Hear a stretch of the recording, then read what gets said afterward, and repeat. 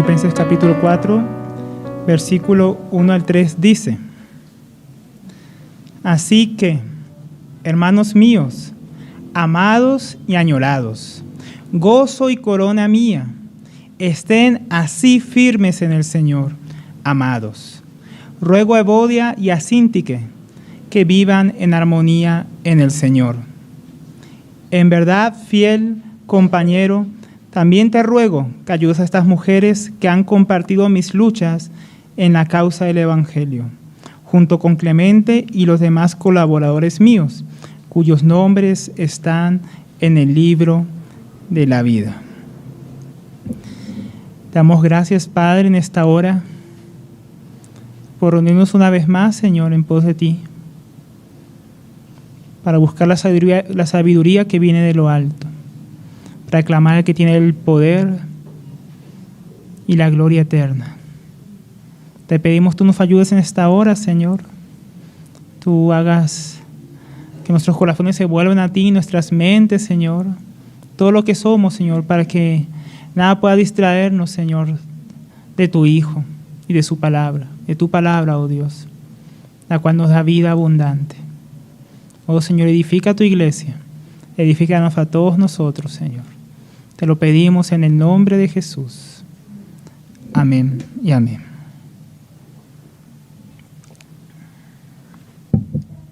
Entonces, hermanos, la última vez estuvimos hablando de la importancia de seguir el ejemplo de Cristo y de aquellos que viven conforme al mismo Señor Jesucristo. Vimos que Pablo hablaba que teníamos que imitarlo a Él. Vimos que ese imitar a Pablo realmente es imitar a Jesucristo, seguir el ejemplo de Jesucristo. Porque realmente todos los cristianos estamos llamados a ser ejemplos. Ejemplos de aquellos que viven conforme al Señor que les ha salvado y que les ha dado la vida eterna. También vimos como Pablo muestra a aquellos que no son ejemplos, que son los enemigos de la cruz. Aquellos que viven sensualmente, que tienen su mente solamente en las cosas de aquí en la tierra, que se enorgullecen de aquello que debería darles vergüenza de su propio pecado. Y vimos que ellos van a la condenación. Y al contrario de ellos, nosotros que somos ciudadanos del reino de los cielos, comprados por la sangre de Cristo, que anhelamos la próxima manifestación de nuestro Señor, cuando Él venga en su segunda venida, estamos siendo purificados por esta esperanza que tenemos en Él y estamos, al contrario que estos enemigos de la cruz, que van a la condenación, yendo a la gloria, a la vida eterna con nuestro Señor, donde Cristo completará su obra en nosotros, Él será formado en nosotros y nuestros cuerpos serán transformados. Y ahora hoy nos estamos introduciendo apenas en el capítulo 4, ¿no? Entonces aquí en el capítulo 4, así como en el capítulo 3, veíamos que había como 3 temas principales que se repetían todo el tiempo, que era el pasado del creyente, su justificación, el presente, su santificación, su futuro, que es la glorificación. También hay varios temas en el capítulo 4 que vamos a estar viendo. Primeramente vamos a ver acerca de la paz tanto externa como interna, tener una mente que reposa en la paz del Señor.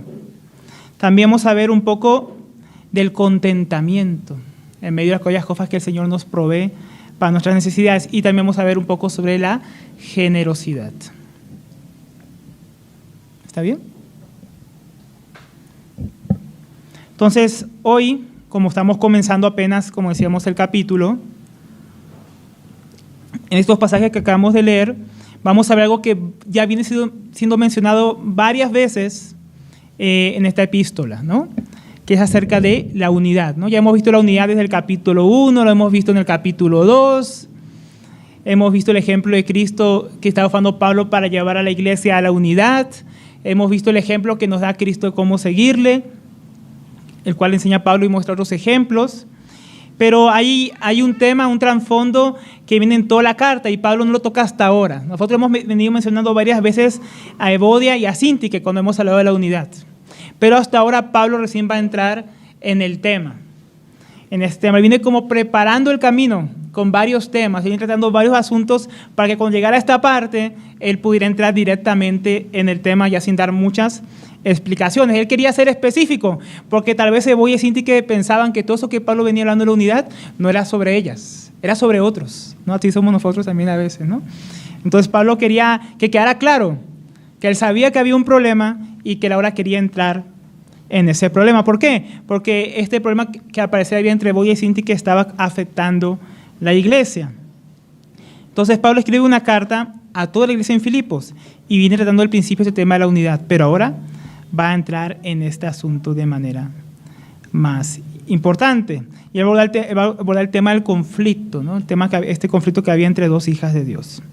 Vamos a ver un poco lo que es tratar las diferencias o los problemas o los conflictos con aquellos que no son de Cristo y ver la diferencia como Pablo aquí trata estos conflictos que surgen en la iglesia diferentes. ¿Por qué? Porque aquí se trata de hermanas, ¿no? Hay una forma de tratar los conflictos con los lobos, con los falsos obreros, y hay otra forma de tratar los conflictos entre hermanos dentro de la iglesia. O sea, vamos a ver en estos cortos versículos bastantes asuntos prácticos que nos pueden ayudar como iglesia que está creciendo, que está siendo edificada en el Señor, porque todos tenemos que aprender a resolver aquellos conflictos que surgen en medio nuestro, entre hermanos, ¿no?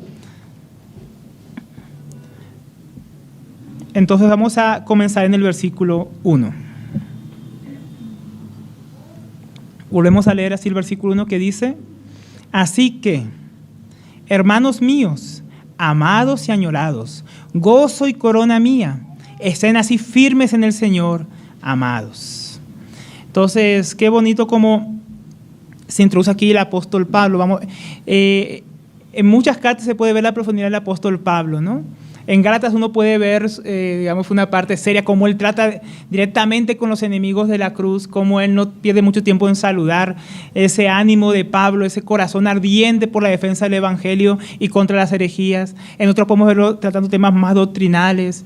En Filemón o con Tito, con Timoteo, podemos ver también un poco cartas personales, pero todos los eruditos coinciden en que esta es la carta donde más Pablo deja ver su corazón. Y estos primeros versículos dejan ver ese amor nuevamente que hemos mencionado varias veces en esta carta, porque esta es la carta donde tal vez se pueda ver más la profundidad de Pablo, más cómo él ama a los cristianos, cómo él ama a la iglesia, como también se puede ver un poco en cómo él trata los asuntos con los corintios, pero aquí se ve de manera especial. Entonces vamos a empezar a desglosar este versículo. Comienza diciendo así que. Acá tenemos una introducción que conecta el pasaje anterior, lo que Pablo viene hablando anteriormente, con lo que va a hablar. Porque dice, así que, por tanto que él venía hablando de lo último, si se acuerdan, que somos ciudadanos del reino de los cielos, que hemos tener una esperanza, que hemos anhelar que el Señor vuelva y esperar esa promesa de que vamos a ser glorificados. Entonces, por causa de que somos ciudadanos del reino de los cielos, él va a tocar lo siguiente: por causa de que tenemos una esperanza de la gloria del Señor, estamos en una carrera de santificación con vista de llegar al fin, a una meta, que es Cristo formado en nosotros, que es nuestros cuerpos transformados, la vida eterna con Él, en gozo. Entonces, así que, hermanos míos, Él está contando que somos ciudadanos, pero no solamente somos ciudadanos, también somos hermanos. No solamente somos aquellos que corren juntos una carrera como miembros del mismo pueblo, bajo un mismo estandarte, yendo a una misma ciudad, sino que aparte de esto somos hermanos. Pablo dice, ustedes son mis hermanos, pues también son hermanos entre ustedes. Él quiere realzar este asunto por lo que él va a tocar ahora, ¿no? Este asunto de la división, de estos problemas que había en la iglesia. Hay una unidad entre los cristianos por causa del reino de Dios y una lealtad al rey. Pero, como venimos diciendo, también hay una hermandad. Miren lo que dice Efesios capítulo 2, versículo 19.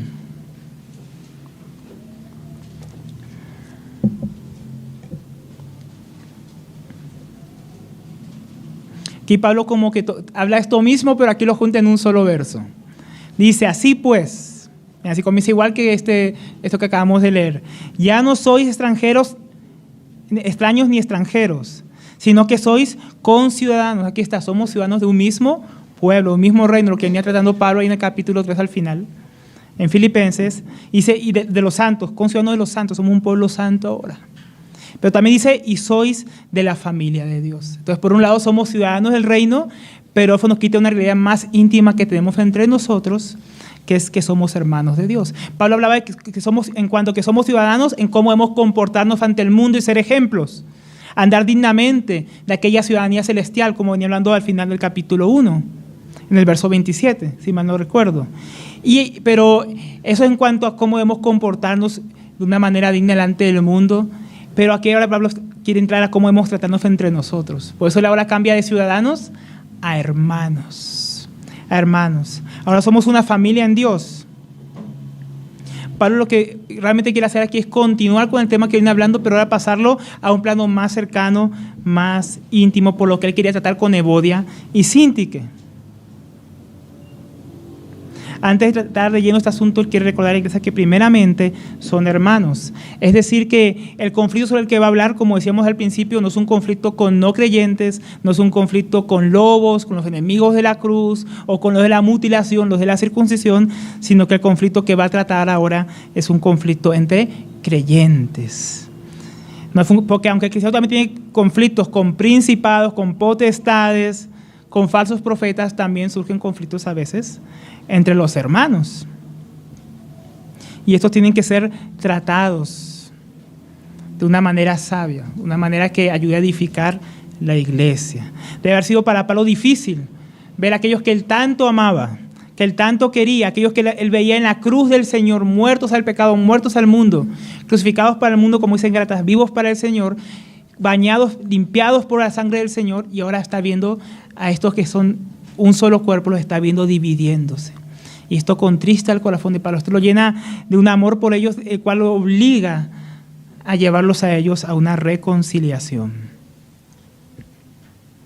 Y no es de extrañar, porque miren lo que viene diciendo más adelante. Dice, amados y añorados, gozo y corona mía. Aquí Pablo está mostrando nuevamente lo importante que para él era esta iglesia, como veníamos diciendo ahora. Para él este asunto de problema, división, no era cualquier asunto. Él los amaba de una forma entrañable, como ya había dicho versículos antes. Él los extrañaba, él siempre estaba dando gracias por ellos, se acordaba de cómo Dios había obrado en ellos, como con dolores de parto, ¿no? Cuando Pablo estuvo en la cárcel, cuando leímos ahí al principio Hechos 16, cuando empezamos este estudio.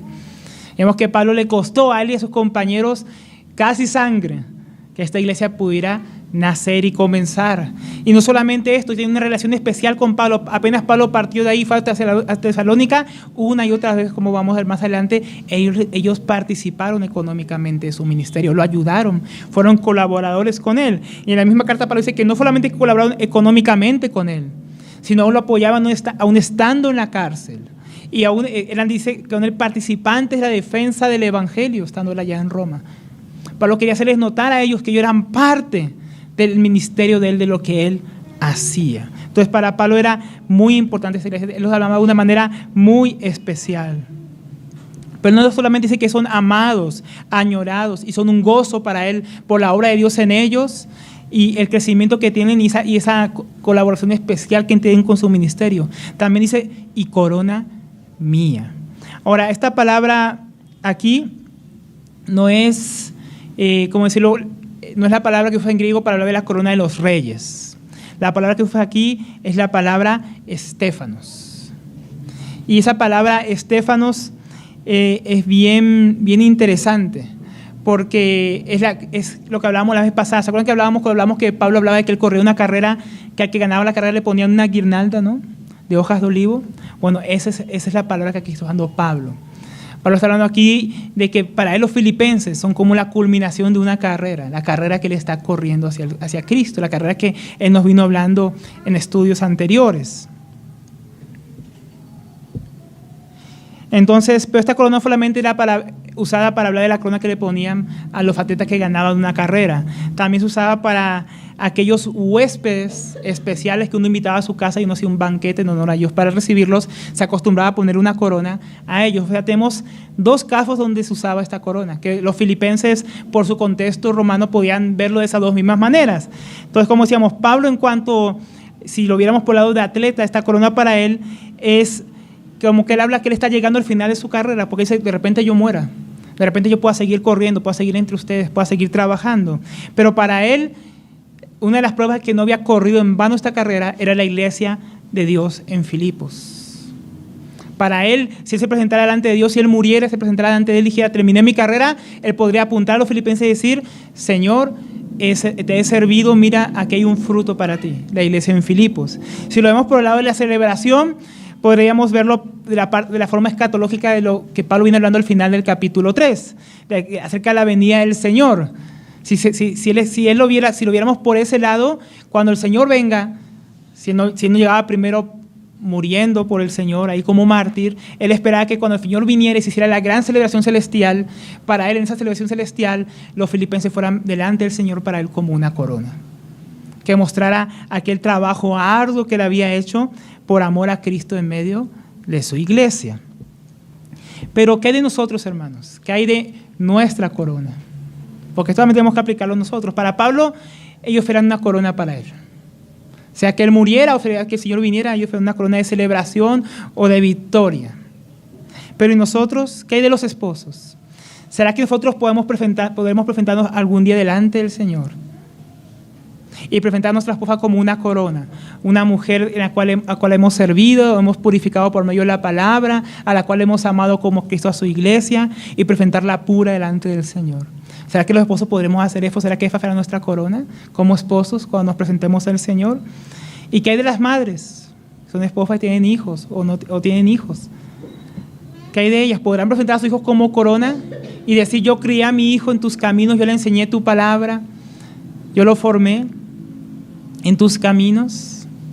¿Podrán los solteros presentar su juventud como una corona, una vida que ellos gastaron por el Señor, que invirtieron en Él, y decir: Señor, yo no desperdicié mi juventud en cosas vanas, sino que la gasté por ti? ¿Podremos presentar nuestra juventud delante del Señor de esa manera, cuando estemos delante de Él?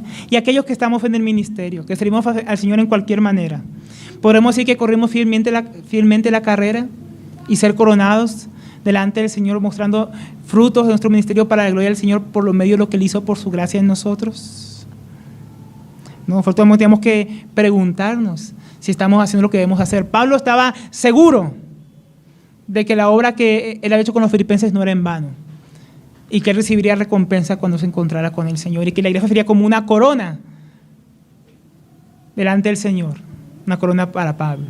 Y nosotros, hermanos, en toda nuestra vida, en todo lo que hacemos, esa obra en la que el Señor nos está usando, que el Señor nos ha puesto a cargo cada uno según sus capacidades, ¿estamos llevando frutos para una corona, o será un dedo acusatorio el día que nos presentemos delante del Señor, mostrando que no hicimos lo que debíamos hacer? ¿Será una corona marchita o será una corona de gloria eterna delante del Señor? Luego dice, en la segunda mitad del versículo, ¿no? Dice: así que, hermanos míos, amados y añorados, gozo y corona mía, estén así firmes en el Señor, amados, ¿no? Qué tremendo que al comenzando y acabando dice amados, ¿no? Nuevamente aquí mostrando su corazón por ellos el apóstol. Pero no solamente hay amor por ellos en su corazón, también hay exhortación. Y aquí hay una exhortación, como ya viene exhortándolos acabando el capítulo 1, en el versículo 27, aquí viene a exhortarlos nuevamente y dice: así, estad así firmes, estén firmes. Entonces aquí un consejo: miren si están firmes o procuren estar firmes, estén firmes. Es imperativo que ellos estén firmes. Él ya había hablado de esta firmeza también en el capítulo 1, si se acuerdan, que vamos a estar firmes, unánimes, combatiendo juntos por la causa del Evangelio. Pero él nuevamente dice que debemos estar firmes. ¿Por qué? Por el asunto que va a tratar más adelante. Ante la realidad de los enemigos de la cruz, si lo viéramos por ese lado que él viene hablando hace poco de eso, debemos estar firmes ante las falsas doctrinas, ante aquellos que quieren introducirse y contaminar la iglesia. Sea que nos quieran llevar nuevamente a la ley o nos quieran llevar al libertinaje, ¿no? Como los judaizantes o como los libertinos. Debemos estar firmes ante estas acechanzas del enemigo. Entonces, cosas importantes en las cuales debemos estar firmes, cada uno, ¿no? Podríamos aquí estar firmes en la palabra, estudiándola cada día, leyéndola. Debemos estar firmes en la oración, también dice las Escrituras, pero también debemos estar firmes en la comunión. Y Pablo aquí está nuevamente hablando de que tienen que estar firmes, porque aunque uno puede estar firme en la doctrina, aunque uno puede estar firme en la vida espiritual, a veces donde fallamos no es con Dios, sino con los hombres.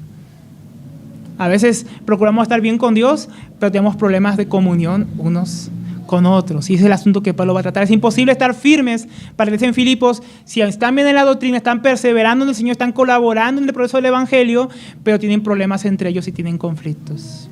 Eso ya no es estar firmes. Esta palabra firmes, Él nos dice que es firmes en el Señor, firmes en Cristo. Acordémonos que ya hemos mencionado antes que esta fue una frase muy paulina, que aparece bastantes veces en la Biblia, Pablo hablando de esto, como más de 60 veces, si mal no recuerdo. Pablo menciona estar firme, estar en Cristo, ¿no? Estar en el Señor, porque esta firmeza, hermano, que vamos a hablar, no es fuera de Cristo, no es en lo natural, no es en nuestras propias fuerzas, no es como nosotros queramos, es en Cristo. Y esta palabra firmes es la misma palabra que Pablo usa en Efesios 6, cuando dicen que acabando todo estemos firmes en el día malo, que nos pongamos la armadura de Dios para estar firmes, ¿no? Esta palabra firmes es de un uso militar y se refería a que cuando se ganaba una posición, los soldados debían mantenerla y no ceder esa posición. O sea, como atalayas, o sea, en un campo de batalla, ellos avanzaban con sus escudos y debían quedarse en esa posición que habían ganado firmes, sin retroceder. Tampoco era una posición que había que avanzar, era una posición ya ganada. Así en Cristo, hermanos, el cristiano está en una posición que Cristo ya ha ganado. Como hablábamos al principio de la epístola, que dice que somos los hagios, los santos de Dios. Somos puestos en una posición en Cristo. No fuera de Cristo, en Cristo. Y esa posición que Cristo nos ha dado como hijos, como gente justificada, que está en santificación vía la gloria. Esa posición el cristiano debe no ganarla, porque Cristo ya la ganó, pero debe mantenerla. Pero aquí había algo en lo que la iglesia estaba retrocediendo, por causa del conflicto que había entre Evodia y Síntique. Pues algo que Pablo dice, estén firmes porque no están firmes en este momento, están retrocediendo, están volviendo atrás porque hay un conflicto entre ustedes que está amenazando la iglesia. Si esto no fuera importante para Pablo, si no fuera algo tan importante para la iglesia, Pablo no estaría tocándolo en una carta pública, pero lo está haciendo por causa de que esto es importante para la iglesia.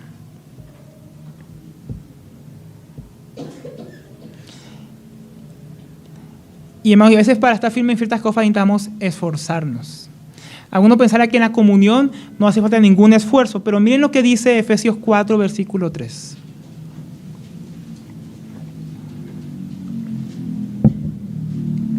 Acordémonos que estar firmes es retener aquello que ya hemos recibido. Y aquí Pablo habla acerca de esta unidad, de esta comunión que tenemos en el Señor. Dice, esforzaos por preservar la unidad del Espíritu en el vínculo de la paz. Aquí hay varias cosas importantes que mencionar. Primero, aquí nos está diciendo fabriquen el vínculo de la unidad, el vínculo de la paz, fabríquenlo. ¿No? Acá nos dice que la unidad cristiana puede ser fabricada por nosotros. Aquí todos podemos reunirnos y procurar la unidad y no tenerla. Porque, hermanos, no es un asunto natural, un asunto simple de reunirnos en un estadio cristiano para hacer un concierto para la gloria de Dios, ¿sí? Y juntar un montón de denominaciones ahí y ya hay unidad. Eso no es unidad necesariamente. La unidad dice aquí que ya nos ha sido dada. Por eso Pablo habla de estar firmes, de mantenerse en ella. Pero no solamente este mantenerse, hermano, no es un mantenerse pasivo. Es un mantenerse activo.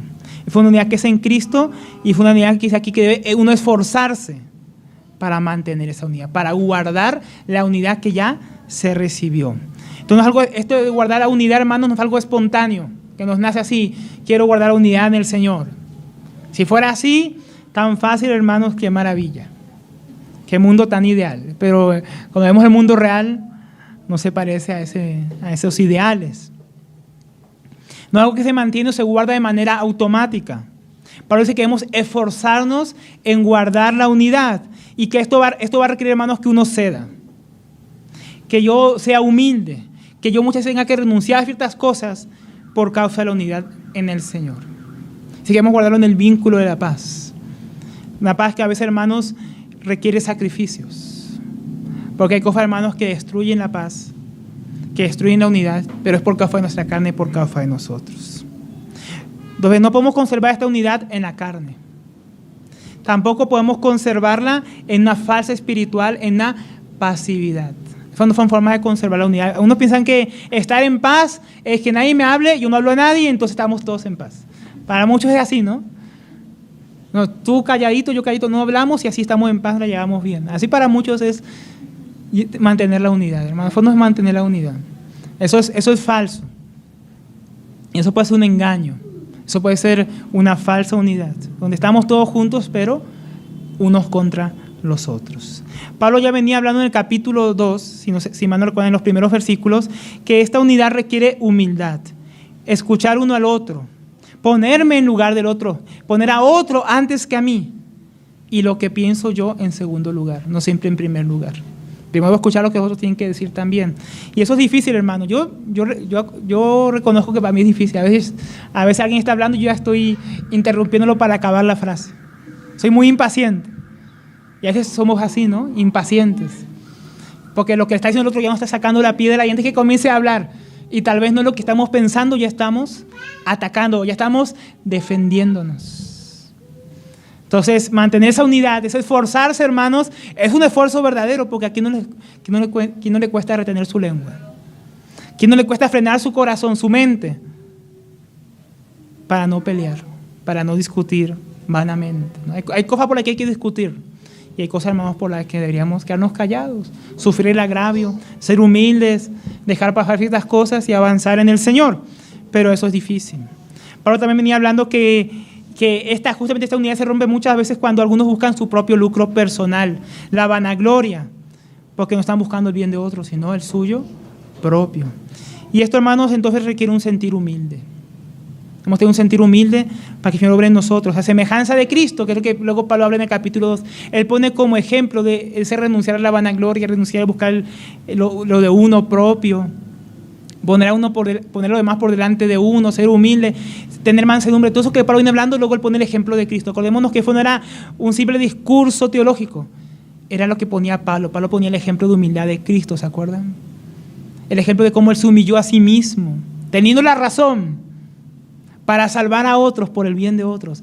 Esa es la forma, hermano, que debemos esforzarnos, por el bien del Evangelio, por el bien de la causa del Señor, por el bien del pueblo de Dios. Muchas veces tenemos que sufrir para guardar esa unidad en el vínculo de la paz.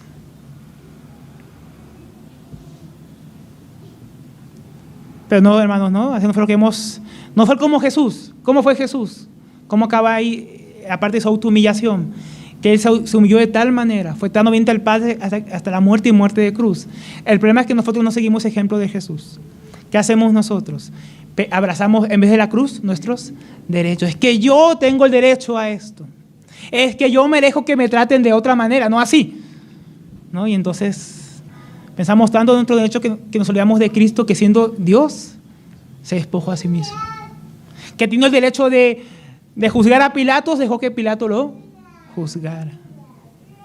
Que teniendo el poder para condenar a todo el mundo por su pecado, permitió que lo crucificaran. ¿No? Qué diferente el sentir humilde de Cristo a nuestro sentir orgulloso, ¿no? Cuánto nos faltan muchas cosas. Y Pablo, hablando de todo esto, porque en el versículo 2, miren, él empieza a hablar de estos asuntos. Pablo, miren cómo Pablo es muy bien manso, hermanos. Mansedumbre, hermanos, para que lo entendamos bien, si quisiéramos poner así un ejemplo, es como un caballo. ¿Usted ha visto no sé si una película tal vez, o aquí cerca de Bogotá, no sé dónde, un caballo salvaje, un caballo indómito que no ha sido domado? Es un caballo que va por donde quiere y que alguien lo quiere montar y lo tira, ¿no? Es un caballo que no está amansado, que él vive como quiere. Pero cuando un caballo es amansado, ¿él pierde su fuerza con la que antes te podía tirar? No. Él ha sido amansado, por lo cual ahora otro puede estar encima de él, pero no perdió su fuerza ni su vigor para tirarte al suelo. Así mismo, hermano, es la mansedumbre. No es que no tengamos de repente sí los derechos, no tengamos cierta autoridad, no tengamos ciertas cosas según donde estemos, desempeñarnos como esposos, en el trabajo, en la iglesia, tengamos posición, oficios, dones. Eso no nos los quita nadie porque nos lo ha dado el Señor. Pero eso es alguna manera, hermanos, donde nosotros no pisoteemos a otros. No usemos la fuerza que a veces supuestamente tenemos para dañar a otros, sino que mansamente, humildemente, podamos estar con otros, dejarnos tomar por el Señor para servirle a Él. Y eso es importante porque miren cómo habla aquí Pablo, dice ruego. Él era apóstol, hermanos. Y teniendo autoridad como apóstol, miren, él está siendo manso, porque aunque tiene autoridad, él no está ufando de ella de una manera desproporcionada. Miren cómo trata el asunto aquí.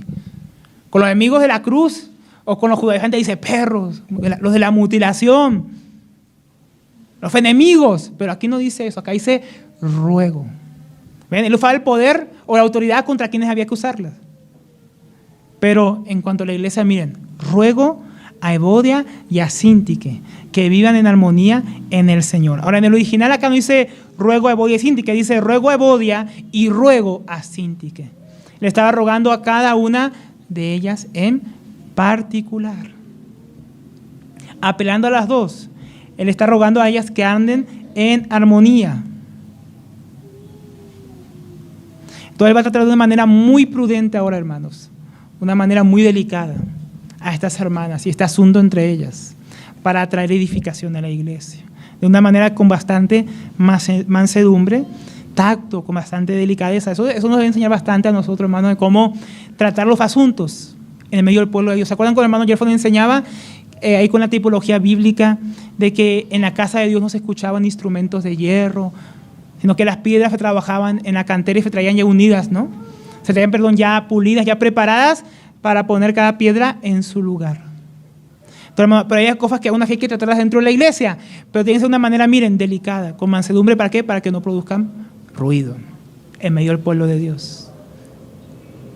Porque a veces hay cosas que tratar, a veces el templo de Dios había que repararlo, pero había que hacerlo de una manera, no como cuando fue la construcción, con todo le daban esas piedras. Ya estando en el templo de Dios, donde estaba la presencia de Dios, el lugar santísimo, ya no se podía trabajar de la misma manera, como se trabajaba en la cantera. En el Éfeso se trabajaba de una manera diferente. Y aquí lo está viendo Pablo, no con instrumentos de hierro, no con instrumentos ruidosos. Esta es de una manera bien humilde y con bastante tacto e imprudencia. Eso es un principio bastante importante en cuanto tratamos asuntos con los hermanos, conflictos unos con los otros. Ahora vamos a ver varias cosas que son importantes. Primera cosa es que Pablo está aquí tratando el asunto de una manera pública. Y esto es interesante, puede haber varias razones por las que Pablo está tratando un asunto privado en público. Uno diría, aquí Pablo está tratando unos principios.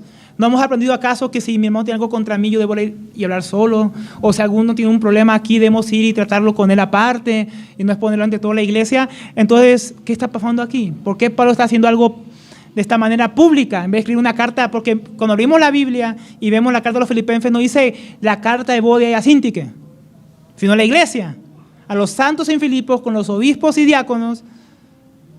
Entonces, es una carta pública. Entonces puede haber varias razones. Posiblemente el problema era conocido por toda la iglesia, y Pablo, aunque estaba en la cárcel, recordemos que Pablo estaba encarcelado en Roma, en una casa alquilada, preso, un soldado romano encadenado a él. Sin embargo, aunque estuviera a más de 1000 kilómetros de distancia, era tan tremendo el problema entre estas dos hermanas que había llegado hasta Pablo. Hermano, yo creo que hay cosas que pueden pasar aquí y en Bucaramanga, donde yo vengo, no se van a enterar. Y eso está a 300 kilómetros, nada más. Pablo estaba a más de 1000 kilómetros, no había carro, no había internet, no le llegaba un WhatsApp a Pablo diciendo Cinti que y Evo están aquí peleando. No, hermano, era tan tremendo el problema que había llegado hasta Pablo, allá en la cárcel. Y Pablo los amaba tanto que en vez de escribirles, rueguen por mí, oren por mí que estoy aquí preso, solo, triste, todos me están dejando, solo tengo a Timoteo, de mi mismo sentir, en vez de decirle, está diciendo, les ruego a ustedes. O sea, Pablo, en vez de compadecerse de sí mismo, ya hemos visto que él está gozoso, está alegre por hacer el evangelio, está deseando irse con Cristo, pero ve que es más importante que él permanezca todavía para edificación de ellos, en vez de estar con autoconmiseración y pensando en sí mismo, en su terrible situación, diciéndoles, escríbanme ustedes a mí. Él está escribiéndole a ellos, rogándoles que este asunto sea solucionado. Todo este asunto había llegado hasta Pablo, era un asunto entonces bastante grave, también posiblemente porque este asunto estaba afectando a la iglesia, suficientemente afectando a la iglesia que posiblemente estaba creando bandos, unos con Síntique y otros con Evodia. No es que ella tiene la razón, no es que él tiene la razón. Qué peligroso tomar bandos en la iglesia, hermano. Eso no ayuda a solucionar muchas veces los problemas. Y posiblemente esto estaba causando tanto problema en la iglesia que entonces Pablo dice, tengo que escribirlo en una carta pública. Una carta pública. Y otra razón podría ser que tenían que exhortarles públicamente por el mal ejemplo que estaban dando a toda la iglesia. ¿No? Él habló de buenos ejemplos, Timoteo y Epafrodito. Él habló de muy perversos ejemplos, judaizantes. Habló de los enemigos de la cruz. Y ahora ellas también están viendo un mal ejemplo. Entonces, él tiene que tratar esto de manera pública. Pero, como a ver, Pablo trata este tema de una manera, aunque es público, lo trata de una manera, como decíamos, bien delicada, bien prudente. Porque ya Pablo en Filipenses capítulo 1, versículo 15, él hablaba del mal ejemplo, pero porque fueron hermanos también de una manera prudente. No dio, en ese caso no dio nombres porque posiblemente no los conocían y no afectaba a los filipenses. Nos dice, algunos a la verdad predican a Cristo aún por envidia y rivalidad. Pero también otros lo hacen de buena voluntad. Estos lo hacen por amor, sabiendo que he sido designado para la defensa del Evangelio. Aquellos proclaman a Cristo por ambición personal, no con sinceridad, pensando causarme angustia en mis prisiones. Entonces miren cómo Pablo aquí trata un asunto, otra vez, entre cristianos. Él dice, si no fueron enemigos de la cruz, judaizante. Dice, ellos están predicando a Cristo y él dice más adelante que aún se goza con eso, con que Cristo fue predicado. Y no se puede entrar mucho en detalles y entrar en problemas con ellos, ni a tratar el asunto de una manera así desaforada. Pero luego Pablo trata otros dos asuntos de una manera diferente. Pablo expone públicamente a los judaizantes, los llama perros, los llama los de la mutilación, ¿no? A estos que tanto quieren que se circunciden los hermanos, los llama enemigos de la cruz, más adelante a los que son del libertinaje, los denuncia también, y vemos que Pablo no ahorra ni con ninguno de estos dos enemigos palabras, bien diferente a cómo trató con aquellos que predicaban por envidia o por ambición personal. Porque, hermanos, como decíamos la vez pasada, cuando hay gente peligrosa para la iglesia, cuando hay enemigos infiltrados, usted va a ver que de repente alguien se para aquí y va a tener que denunciarlos públicamente y exponerlos. ¿Por qué? Porque la iglesia debe ser guardada. Los santos deben ser guardados. Como decíamos, un pastor, hermano, tiene un callado para meter una vara. Callado para traer la oveja cerca y a veces disciplinar a la oveja con la vara. Pero, hermano, también tiene una bolsa con piedras para los lobos. A los lobos se las tira. Entonces, cuando usted vea que estamos tirando a un enemigo de la cruz, hermano, no se escandalicen. Pablo, aquí como podemos lo hacía y también el Señor Jesucristo lo hacía. Pero, otra vez volviendo aquí al asunto de Boy y Sintique, Él lo hace de una manera con amor, con paciencia, con mansedumbre, que es la manera que nosotros deberíamos tratar como decíamos, los problemas entre nosotros. Ruego. Miren que dice Gálatas 6, versículo 1, de cómo debemos tratar los problemas si somos espirituales unos con los otros. Gálatas 6, versículo 1, dice, hermanos, aun si alguno es sorprendido en alguna falta, ¿no? Faltas van a ocurrir en medio de la iglesia, hermanos, pecados, problemas. Vosotros que sois espirituales, redarguidlo en el espíritu de mansedumbre. Como está aquí haciendo Pablo con ellos, las está exhortando públicamente. Puede faltar muy suave lo que está haciendo Pablo, pero como es algo público, es una exhortación para ellas. Las pone en evidencia. Vosotros que sois espirituales, redarguidlo en el espíritu de mansedumbre, mirándote a ti mismo, no sea que tú también seas tentado. Entonces, ¿cómo hemos tratado esos problemas que surgen entre hermanos, los pecados, los ciertos conflictos que puede haber en medio de la iglesia? Aquí está diciendo con mansedumbre, con un espíritu de humildad, sabiendo que en aquel pecado, en aquello que el hermano me ha fallado a mí, o ha fallado la iglesia, o ha fallado el Señor, yo también puedo fallar. ¿Cómo quiero ser tratado por la iglesia? ¿Cómo quiero ser redarguido? Cuando yo esté pasando por una situación tal vez parecida, cuando yo tenga que ser corregido.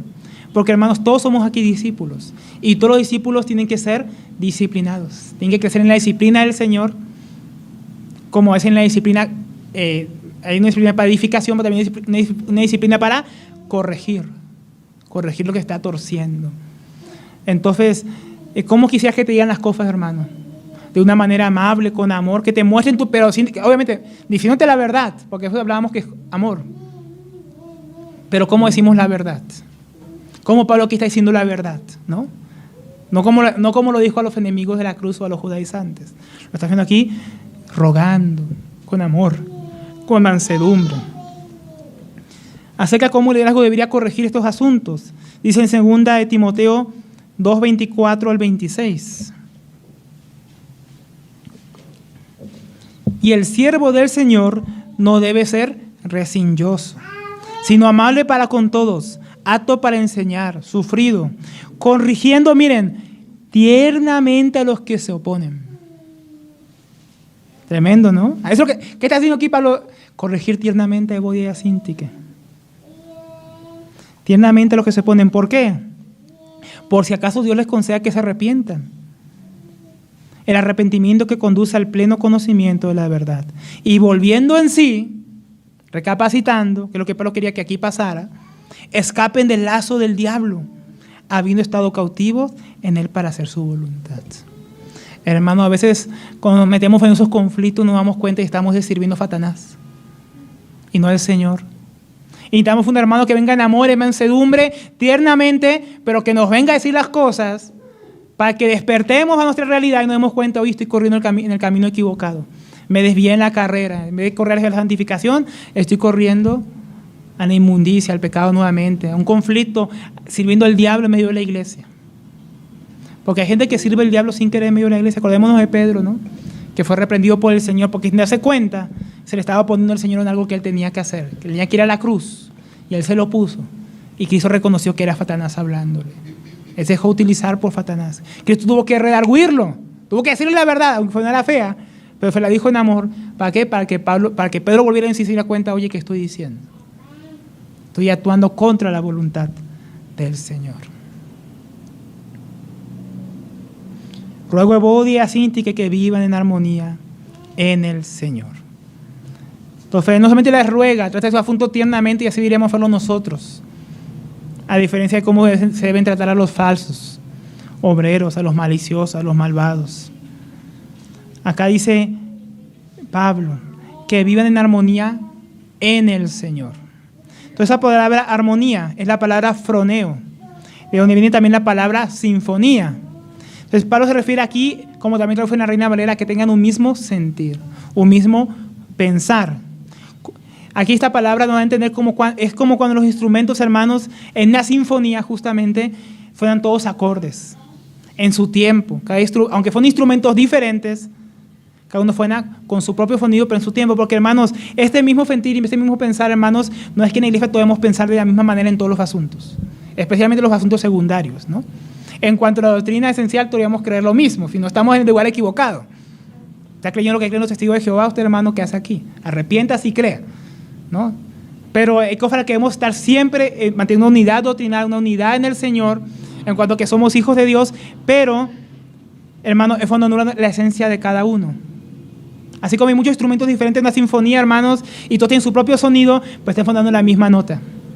Eso es lo que representa ahí el mismo sentir, un mismo pensar en el Señor. Quiere decir que caminamos juntos por un mismo Dios, un mismo evangelio, una misma fe, un mismo bautizo, un mismo Señor que es en todos y por todos, hermanos. En esas cosas no debe haber división. En esas cosas no podemos ser diferentes. Al fin no se nos permite ser diferentes, hermanos.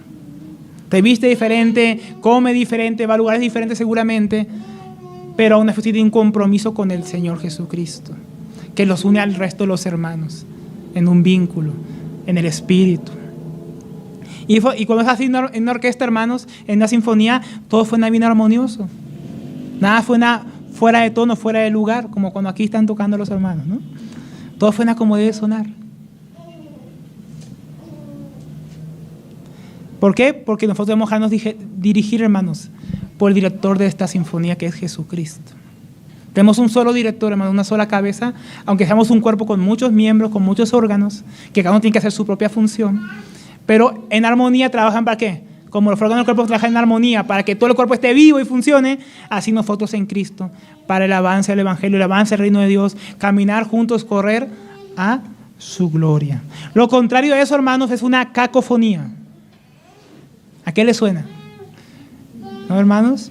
Es cuando una sinfonía, hermanos, suena terrible. Cada instrumento suena cuando le place, cuando no tiene que sonar, la nota equivocada, unos se adelantan, otros se atrasan, y al final eso me hace traer una armonía y un sonido plácido, hermanos, trae ganas que uno cierre los oídos, uno quiere escuchar, se levanta y diga, devuélveme el tiquete, lo que pagué para entrar ahí, ¿no? Entonces eso es lo que hacemos nosotros, no dejamos que Cristo nos dirija, que no corremos en pos de lo que es importante, lo que es del Señor, y empezamos a correr cada uno por nuestro lado, hermanos, y fue nuestra armonía. Entonces Pablo los llama a ellas a que entren a la armonía en el Señor, a que estén siguiendo el sentir del Señor, la voluntad del Señor, porque si están siguiendo la voluntad del Señor, van a estar haciendo lo mismo, aunque cada uno tenga que hacer cosas diferentes, aunque cada una de ellas tenga dones y llamados diferentes, porque posiblemente ya eran líderes en la iglesia, eran mujeres de influencia, porque más adelante Pablo dice que ellas colaboraron con él, junto con Clemente, en el avance de la obra del Evangelio. Entonces de repente cada una quería imponerse como líder, entre las hermanas, entre las diáconas, quién sabe. No sabemos cuál era el problema. Bien interesante que no ponga cuál era el problema explícitamente, porque eso deja abierto para que nosotros pensemos en cualquier problema que pudiera surgir entre nosotros. Como el Espíritu Santo dejó eso ahí abierto, para que sin importar cuál fuera el problema, nadie puede decir, no, es que este problema es tan grave que no podemos tratarlo con ternura, o con amor, o con paciencia, o con mansedumbre. El Señor no lo dejó ahí. Pero el Señor sí dejó ahí que deben ser en armonía. Esa armonía en el Señor, ese seguir la voluntad del Señor, va a traer nuevamente la unidad. Miren lo que dice Pablo en Efesios 4, versículo 15 al 16, acerca de esta armonía, de esta unidad de trabajo, de servicio, de crecimiento. Efesios 4, 15 al 16. Sino que hablando la verdad, en amor, otra vez, crezcamos en todos los aspectos en aquel que es la cabeza, es decir, Cristo. Miren, si estamos todos hablando la verdad en amor, vamos a crecer en lo que es la cabeza, Cristo, el director de la sinfonía, en la armonía del Señor, de quien todo el cuerpo, estando bien ajustado y unido por la cohesión de las coyunturas que proveen, conforme al funcionamiento adecuado de cada miembro, produce el crecimiento del cuerpo para su propia edificación en amor. ¿Se dan cuenta? Dice que todos debemos hacer lo mismo. No dice que la armonía es eso, que dice que la armonía es que cada uno, según la parte del cuerpo que es, funcione adecuadamente como miembro para traer ese crecimiento en la iglesia, hermanos. Entonces aquí la iglesia de Filipos no estaba creciendo, no estaba en firmeza como debía, porque había dos mujeres que se han recordado hasta el día de hoy por sus conflictos, que estaban trayendo falta de armonía en la iglesia, por lo cual no estaban haciendo lo que debían hacer como miembros, cada uno en su lugar, y la iglesia no estaba pudiendo crecer en edificación, en amor, como debía. Qué importante es la armonía entre nosotros, ¿no, hermanos? Sin armonía entre nosotros no podemos crecer, no podemos avanzar, no podemos estar firmes. Y el enemigo va a aprovechar para colarse y meter de lo suyo. Y vamos a dar lugar al diablo entre nosotros. Entonces debemos estar en armonía. Entonces Pablo está rogando a ellas que dejen de estar cada uno en su propio sentir, en su propio pensamiento, buscando lo de ellas, lo que cada uno de ellas quería para sí misma, o la visión de ellas propia. No podemos caminar con diferentes visiones. Amós dice que si dos caminaren juntos, pero están diferentes, ¿cómo van a caminar juntos si no están de acuerdo? ¿No? Debemos tener armonía, debemos pensar en aquello que es importante, hermanos, para pensar lo mismo, en aquello que es del Señor. Y eso nos va a traer armonía y crecimiento. Ahora, esto que pasaba entre ellas, hermanos, no fue algo solamente de ellas o de aquella época. Totalmente es una aplicación para nosotros. Porque, hermanos, surgen hoy en día problemas en medio de la iglesia del Señor, entre hermanos. Hermanos, mientras más crece la iglesia, adivine qué, más conflictos, más problemas, más discusiones, más sentires diferentes, que van siendo deben ser moldeados, deben ser trabajados para llegar a un mismo sentir. Debemos esforzarnos, como decía Pablo a los Efesios, esforzarnos, pero mientras más grande es la iglesia, más hay que esforzarse, hermanos. Entonces hoy en nuestros días también esto ocurre. Podríamos decir que esto pasa en las familias, en muchos ámbitos, en el ámbito laboral. Hermanos, en este mundo hay conflictos en todos lados. Hay muchas opiniones, hay muchos pensares, muchos sentires. Entonces, algo normal que surjan los conflictos. Pablo lo dice en 1 Corintios 11, 18 al 19. Pues en primer lugar, oigo en cuanto os reunís como iglesia, hay división entre vosotros. Y en parte lo creo. ¿Ven? En medio de la iglesia de Corintios también había divisiones, había problemas, había conflictos. Dice luego Pablo, porque es necesario que entre vosotros hayan bandos, surjan bandos. O sea, eso va a pasar. Divisiones van a surgir, a fin de que se manifieste entre vosotros los que son aprobados. O sea, es algo, hermano, que el Señor permite, ¿no? El Señor no propicia que entre nosotros haya discusiones y peleas, hermano. Eso no es del Señor, la división no es del Señor. Pero el Señor permite que ocurra, y el Señor usa esas cosas que ocurren, dice aquí, para mostrar quiénes son los aprobados. Para aprobarnos, hermanos. Para mostrar lo que hay en nuestro corazón muchas veces. El Señor permite conflictos y muchas cosas. Es algo normal que surjan conflictos. Pero ¿por qué surgen los conflictos en medio de la iglesia? Aquí vamos a ver algunas razones por las que pueden surgir conflictos entre nosotros. Una pista ya la habíamos hablando con Pablo ahora. La falta de armonía.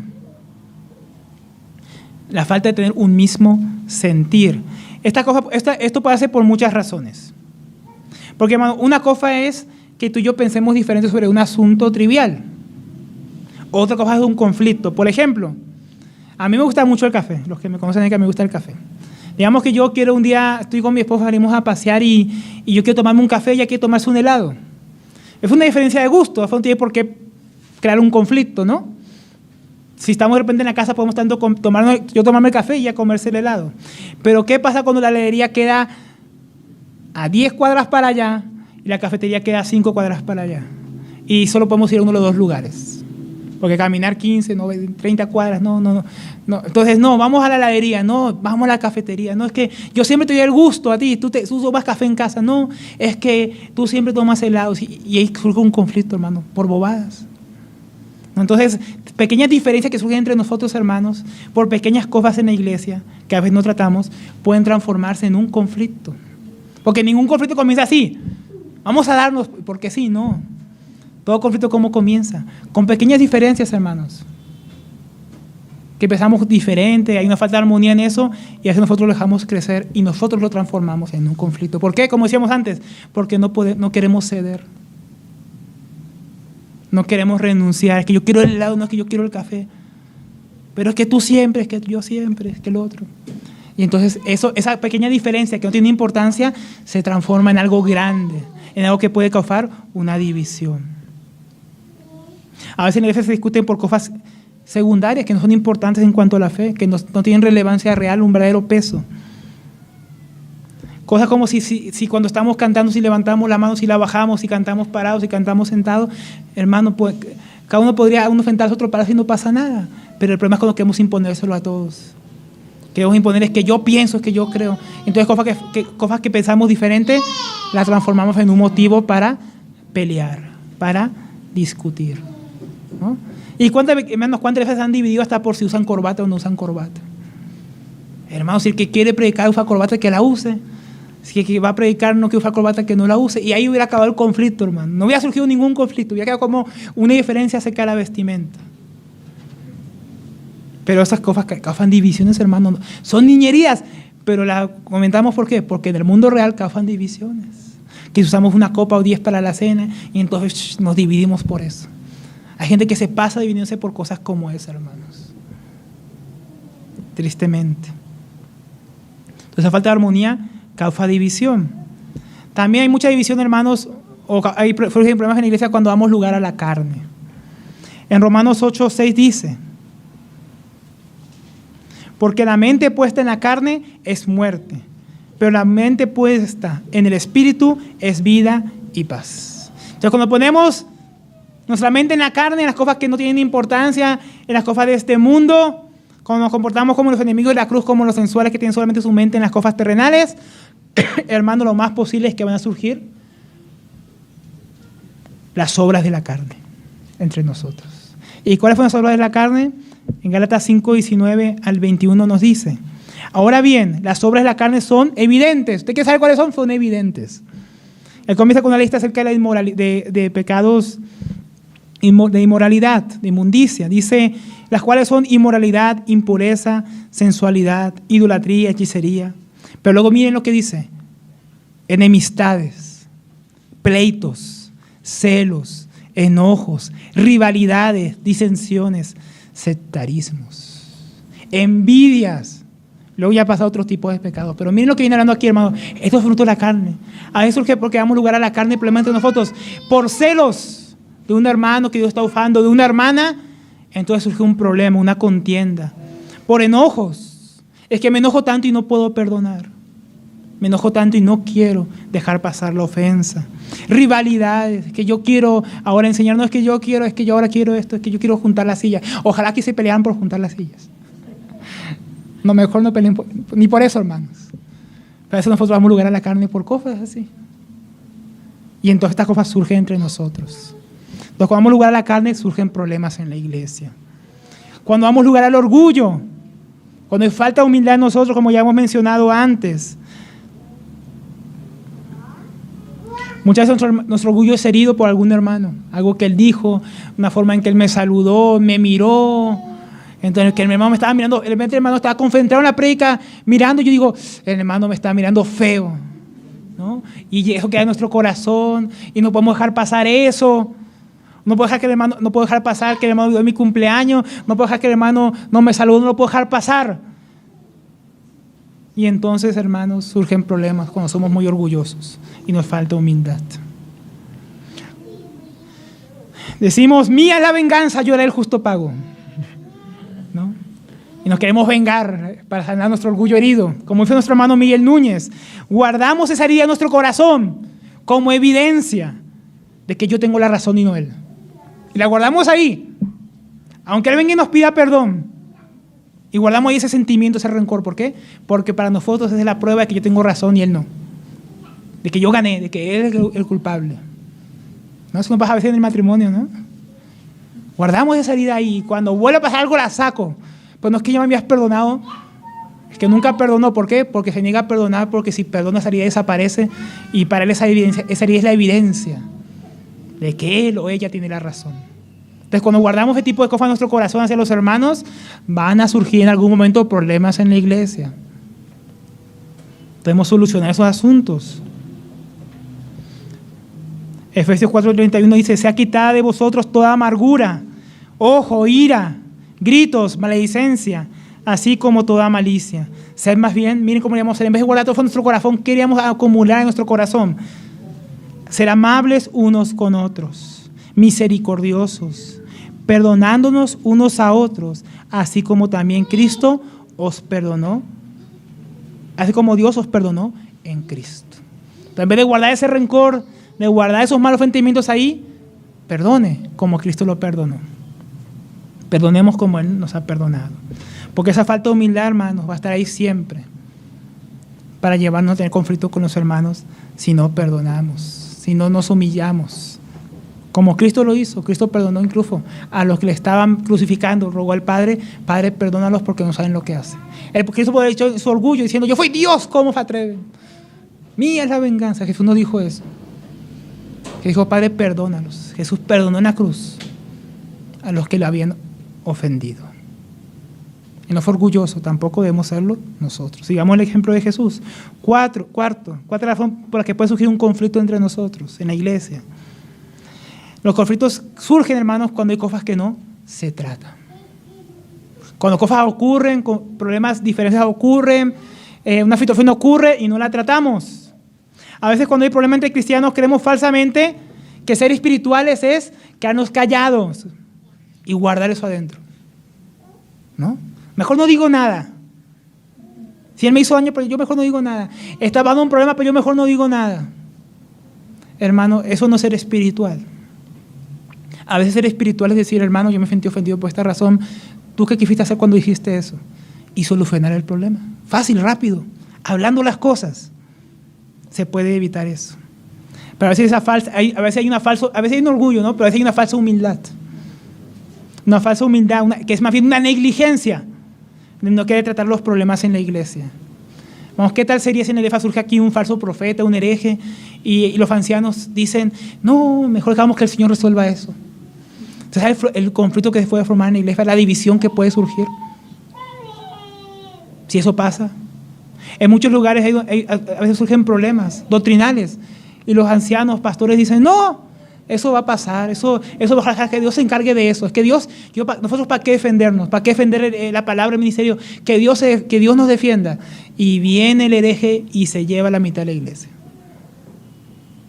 ¿No? ¿Qué problema, hermanos? Cuando nosotros somos negligentes y no tratamos los asuntos en la iglesia, entonces los problemas y los conflictos van a surgir y van a crecer y se van a agravar. Entonces, cuando surjan problemas en el matrimonio, problemas con los hijos, problemas con los hermanos, ¿qué vamos a hacer? Ir y contarle a Pablo, al hermano Héctor. No, ir y hablar con la persona. Tratar el asunto personalmente. Buscar, entender qué es lo que pasó, por qué se dio eso, porque a veces puede ser un malentendido que puede solucionarse rapidito, preguntando, hermano, ¿tú quisiste decirme eso? No, yo quería decir era esto. Y ya. Y acaba el problema, hermanos. Necesitamos de eso. Nos queda poco tiempo, vamos al versículo 3. 3 versículos, pero nos ha tomado tiempo.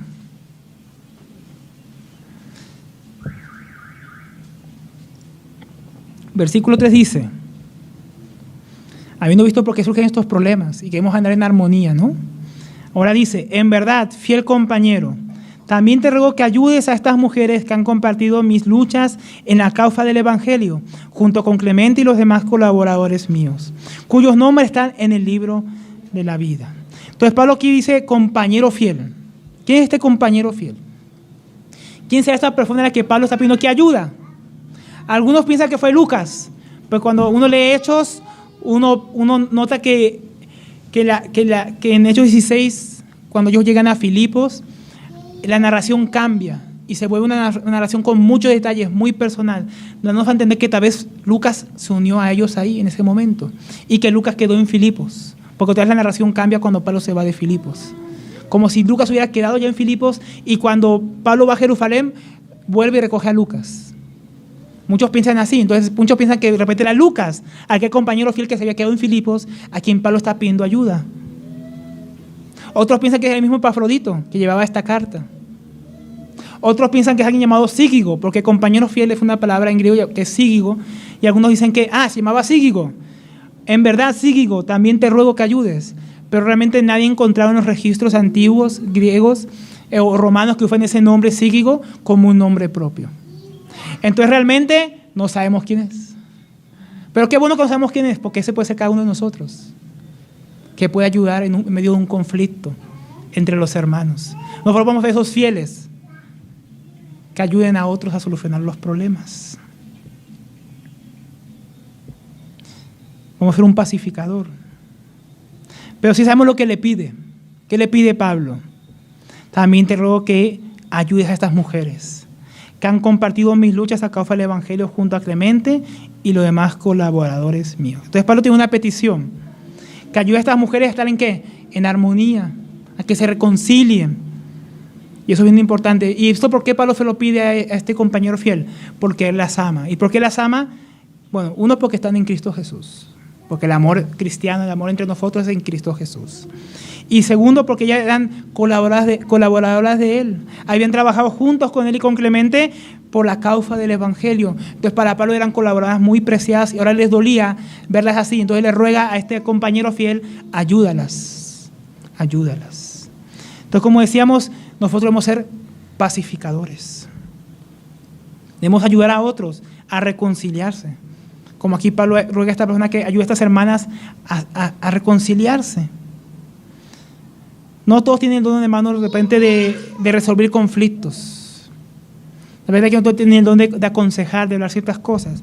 Pero hermanos, podemos ayudar a otros. Podemos ayudar a otros, por ejemplo, siendo neutrales.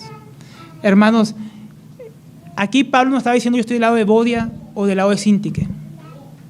Y seguramente aquí Pablo está rogando en alguien neutral, alguien que pueden escuchar todos los hermanos, el cual podía traer armonía en medio de la iglesia en Filipos. Y ser un pacificador, hermanos, es algo que la Biblia recomienda. Parece que son bienaventurados, dice el Señor Jesucristo, En Mateo 5:9 dice, bienaventurados los pacificadores, porque ellos serán llamados hijos de Dios. Somos bienaventurados, hermanos, cuando nosotros, en vez de formar parte de un conflicto, de unirnos a una de las partes del conflicto, decir, no, él tiene razón, no, yo tiene razón, en cosas de importancia, nosotros vamos y buscamos que ellos miren lo que sí hay importancia. Hermano, no peleé por eso, hermano, no peleé por eso. Hermano, debemos estar obedeciendo a Cristo, siguiendo a Cristo, trayendo armonía en medio de la iglesia, no trayendo división. Esos son hermanos que hacen falta en la iglesia, hermanos. Tal vez usted tenga el don de predicar, tal vez usted no tenga el don de juntar las sillas, pero usted tenga el don de ser un pacificador en medio de la iglesia. Un hermano que trae equilibrio, que trae estabilidad entre los hermanos, que trae comunión, coinonía entre ellos, que Dios lo usa para formar ese ambiente, esa atmósfera que viene de Dios, para guardar ese vínculo, esa paz, esa unidad del Espíritu. Hace falta hermanos así en la iglesia que traigan esa estabilidad, que sean columnas, que sean hermanos que ayuden a resolver las diferencias y no a agravarlas. No hermanos que cuando escuchan un problema, sí, hay que entrarle, hay que hacer eso, vamos contra Pablo, vamos contra el hermano, vamos contra... No, hermanos que digan, ¿será que eso ocurrió? Vamos a solucionar, vamos a preguntar, vamos a hablar con el hermano. Esos son los hermanos que hacen falta muchas veces en medio de la iglesia. Hermanos que paran el chisme, paran la murmuración, no forman parte de ese tipo de conflictos. porque hay que guardar el testimonio de Cristo. Entonces vamos a terminar viendo unas cosas que aquí recomienda Pablo a lo largo de toda la carta de cómo resolver estos conflictos que pueden surgir, o para que no surjan, cómo prevenirlos, cómo evitar estas contiendas. Entonces, podríamos dividirlo en varias partes. Pablo dice, o viene hablando de una mente sencilla. ¿Qué es una mente sencilla? Una mente sencilla no es una mente que no entiende las cosas, que no sabe las cosas, que piensa de una manera descuidada, porque para algunos eso es una mente sencilla. Sencillo es como de cualquier manera, eso no es sencillo, hermano. Sencillo es que es una mente que está enfocada en lo que tiene que estar enfocada. Pablo dice en Filipenses 1:27, solamente comportaos de una manera digna del Evangelio de Cristo. De modo que ya sea que vaya a veros o que permanezca ausente, pueda oír de vosotros que estáis firmes en un mismo espíritu, luchando unánimes por la fe del Evangelio. ¿Cómo ellos iban a estar unánimes? Luchando juntos por la fe del Evangelio, en vez de estar peleando. En Filipos, tener una mente sencilla, una mente enfocada en el avance del reino de Dios. Entonces, cuando tenemos una mente sencilla, una mente que está siempre enfocada en las cosas esenciales, en las cosas importantes, no vamos a dar lugar ni a la carne, ni a pequeñas diferencias para que escalen a conflictos. Es importante tener una mente sencilla, una mente adecuada, una mente equilibrada. Eso nos va a ayudar bastante a resolver estos conflictos. Debemos tener una mente humilde, una actitud de humildad, de la cual ya nos dijimos que nos habló en el capítulo 2. Filipenses 2, 3 y 4 dice, nada hagáis por egoísmo o por vanagloria, sino con actitud humilde. Cada uno de vosotros considera al otro como más importante que a sí mismo, no buscando cada uno su propio interés, sino más bien el interés de los demás. Entonces vamos a tener este mismo sentir que hubo en Cristo Jesús, que nos va a hablar del versículo 5 en adelante. Entonces, tener una mente sencilla y tener una mente humilde nos ayuda a evitar conflictos, porque como no vamos a estar buscando nuestra propia gloria, no vamos a estar buscando nuestros propios intereses, esto nos va a guardar de entrar en conflictos con otros. Nos lleva a una armonía, a una mansedumbre, a un trato amable con los demás. Necesitamos también tener una mente que esté ocupada en lo espiritual, no en lo terrenal, para vencer esa carnalidad que hay en nosotros. Queda esto bien claro al final del capítulo 3, de que somos ciudadanos de los cielos. Y al principio del capítulo 4 cuando dice que somos hermanos. Entonces entendemos que somos ciudadanos del reino de los cielos, que estamos todos en una misma batalla, que estamos todos combatiendo por el mismo rey y que aparte somos miembros de una misma familia. Tener nuestra mente enfocada en esta mentalidad celestial nos va a guardar de escalar en conflicto con nuestros hermanos. Esto es importante, por eso miren cómo acaba este versículo 3, reforzando esta idea. Dice, en verdad, fiel compañero, también te ruego que ayudes a las mujeres que han compartido mis luchas en la causa del Evangelio, junto con Clemente y los demás colaboradores míos, cuyos nombres están en el libro de la vida. Pablo, ¿qué les recuerda? Que ya, aunque estén en un conflicto, son hermanas. Que aunque estén en un conflicto, son ciudadanas del mismo reino. Que aunque estén en un conflicto, el nombre de Bodia, el nombre de Sintique, está escrito en el nombre de la vida del Cordero. Y si yo entiendo eso cuando estoy teniendo un conflicto con mis hermanos, o está por surgir un conflicto con alguien en la iglesia, y yo recuerdo, oye, el nombre con quien estoy a punto de pelear está escrito en el mismo libro en el que está escrito mi nombre, en los cielos. Y yo voy para el mismo lugar que va esa hermana o hermano mío. Yo, ¿cómo voy a pelear con él? ¿Cómo voy a pisotear lo que Cristo hizo en él y en mí? Si tenemos esa mente, hermano, una mente sencilla, una mente humilde, una mente en las cosas celestiales, esto va a prevenir que surjan conflictos entre nosotros. Nos va a guardar de que haya enemistades, enojos, iras, contiendas, por vanagloria, por lucro propio. Porque vamos a tener una mente conforme a la mente de Cristo, de la cual Pablo nos va a hablar más adelante. De repente en el próximo estudio lo vemos. Para terminar, vamos a leer 2 pasajes más. En Efesios 4, versículo 1. Antes del versículo 3 que leímos cuando comenzamos el estudio, dice, yo pues prisionero del Señor, él también estaba aquí en la cárcel, os ruego, miren cómo él rogaba, que vayáis en una manera digna de la vocación con que habéis sido llamados, con toda humildad y mansedumbre, con paciencia, soportándonos unos a otros en amor, esforzándonos por preservar la unidad del Espíritu en el vínculo de la paz. Entonces, hermanos, ¿cómo nos esforzamos para guardar ese vínculo de la paz? Esa unidad para que no surjan los problemas en medio de la iglesia. Pablo ya nos dijo antes, con toda humildad y mansedumbre, mente sencilla, mente humilde. Y por último quiero leer en Colosenses 3:12 al 14. Algo que ya hemos mencionado antes. Entonces, como escogidos de Dios, santos y amados, vestidos de tierna compasión, bondad, humildad, mansedumbre y paciencia. Todo lo que acabamos de mencionar. De eso debemos vestirnos. Así es en nuestra mente. Soportándoos unos a otros y perdonándoos unos a otros. Si alguno tiene queja contra otro, como Cristo os perdonó, así también hacedlo vosotros. ¿Tiene una queja contra su hermano? No entre en conflicto. Perdónelo como Cristo lo perdonó a usted, como Cristo me perdonó a mí. Y sobre todas estas cosas, vestidos de amor, que es el vínculo de la unidad. En el amor, hermanos, guardamos el vínculo de la paz, guardamos el vínculo de la unidad. Y ese amor, hermanos, no es un sentimiento, es una decisión. Como aquí decía Pablo, tienes un conflicto con tu hermano, tienes que tomar una decisión. ¿Vas a escalar en el conflicto o lo vas a perdonar como Cristo te perdonó a ti? Simple, hermano, ¿se da cuenta? Es una decisión. Una decisión que es en Cristo. Obviamente, no es en tu carne, no es en tus fuerzas, pero fue una decisión. Que tienes que esforzarte porque tu carne va a querer pelear, tu orgullo se va a querer levantar, tú vas a querer tener la razón.